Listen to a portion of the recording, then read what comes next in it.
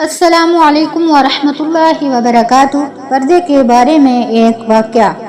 حضرت ام سلمہ رضی اللہ تعالی عنہا فرماتی ہیں کہ میں نبی کریم صلی اللہ علیہ وسلم کے پاس تھی اور آپ صلی اللہ علیہ وسلم کے پاس حضرت مومنہ رضی اللہ تعالی عنہا بھی بیٹھی ہوئی تھی۔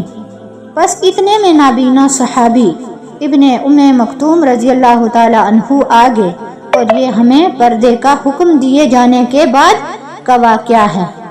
تو نبی کریم صلی اللہ علیہ وسلم نے فرمایا، تم دونوں اس سے پردہ کرو۔ ہم نے عرض کیا، اے اللہ کے رسول صلی اللہ علیہ وسلم، کیا وہ نابینا نہیں ہے؟ نہ وہ ہمیں دیکھ سکتے ہیں اور نہ وہ ہمیں پہچانتے ہیں۔ بس نبی کریم صلی اللہ علیہ وسلم نے فرمایا، کیا تم بھی نابینا ہو؟ کیا تم انہیں نہیں دیکھ سکتی ہو؟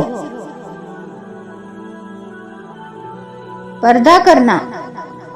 اے نبی، اپنی بیویوں سے اور اپنی صاحبزادیوں سے اور مسلمانوں کی عورتوں سے کہہ دو کہ وہ اپنے اوپر اپنی چادریں لٹکا لیا کریں، اس سے بہت جلد ان کی شناخت ہو جایا کرے گی، پھر نہ ستائی جائیں گی اور اللہ تعالیٰ بڑا مغفرت کرنے والا اور مہربان ہے۔